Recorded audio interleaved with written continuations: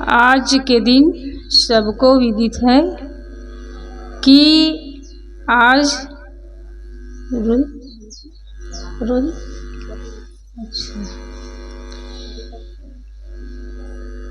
कपिल भाई को इस दुनिया से गए आज 12 साल हो गए।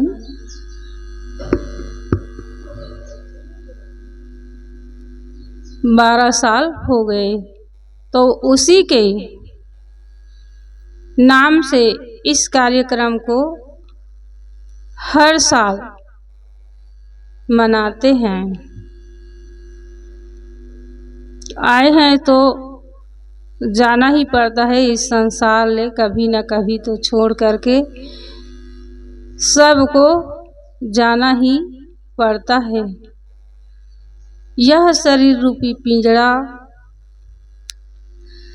को खोल करके जीव रूपी हंसा तो इस पिंजड़ा को खोल करके एक न एक दिन त्याग करके उड़ जाता है इस संसार रूपी वृक्ष से। इस संसार रूपी वृक्ष से इस शरीर रूपी पिंजड़ा को त्याग करके सबको एक दिन उड़ना ही उड़ना है, रहने वाला नहीं है।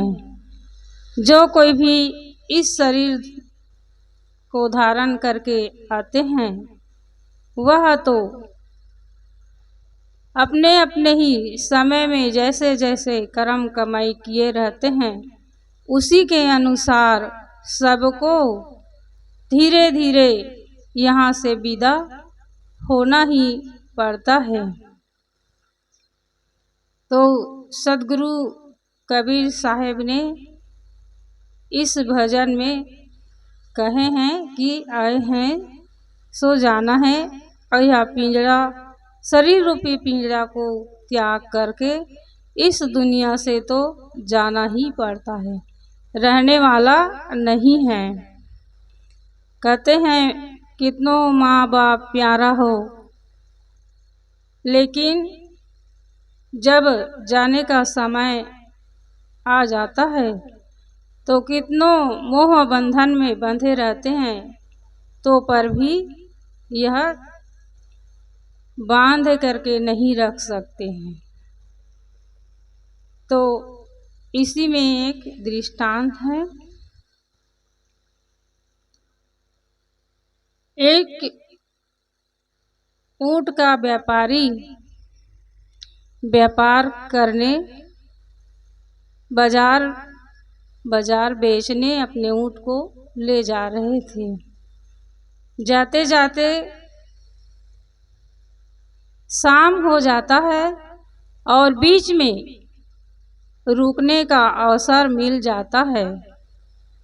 तो वहाँ एक सराय, जैसे रास्ते में कोई भी रहने का धर्मशाला रहता है, उसी में वह ऊंट का व्यापार रुक गए और अपने बहुत सारे ऊंट को वहीं पर बांधते हैं।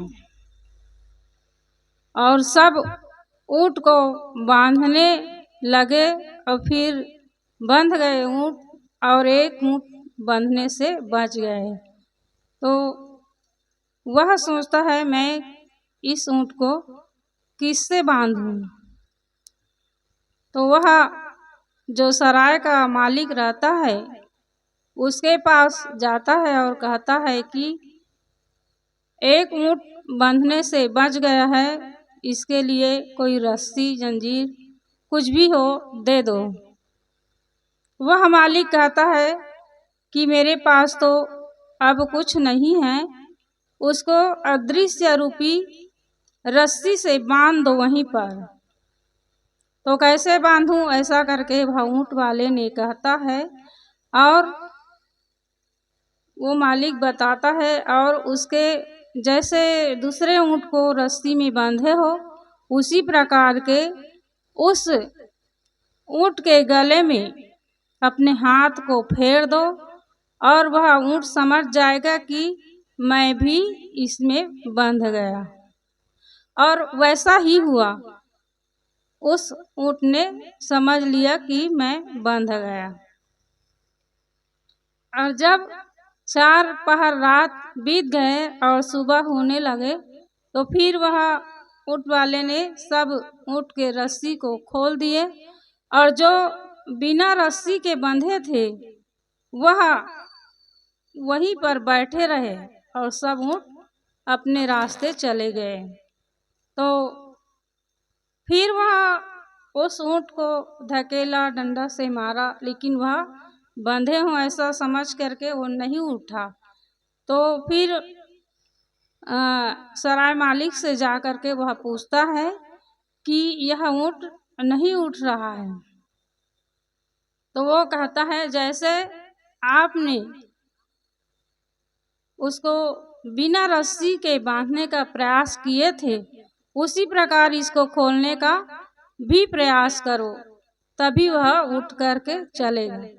तो वैसा ही किया और जैसे उसको वैसा किए और वह ऊँट उठ करके खड़े हो गए और अपने साथियों के पास चले गए। तो यह है अदृश्य रूपी रस्सी। हम मानव प्राणी ने अदृश्य रूपी रस्सी के मोह फांस में बंधे हैं। कहते हैं ये मेरा पुत्र है, मेरा पुत्री है, मेरा पति है, मेरा परिवार है, मेरा घर है, ऐसा सब सोचते हैं। तो उसी प्रकार के अदृश्य रूपी बंधन से हम बंधे रहते हैं, छोड़ने को मन नहीं करता है और छोड़ने में बहुत कष्ट होता है। तो इसी प्रकार हम मानव शरीर में आकर के जो कोई भी संसार से विदा हो जाता है तो उतना ही कष्ट होता है, अपने माने हुए रहते हैं।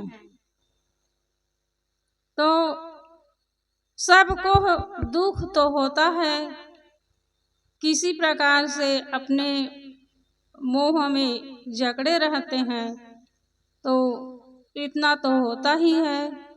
तो मैं इतना ही कहकर उस भाई को अपनी श्रद्धा सुमन अर्पित करते हुए अपने वाणी को यहीं पर विराम देती हूँ। बोले सद्गुरु कबीर साहिब की जय। प्रेम से बोलिए सद्गुरु कबीर साहिब की जय।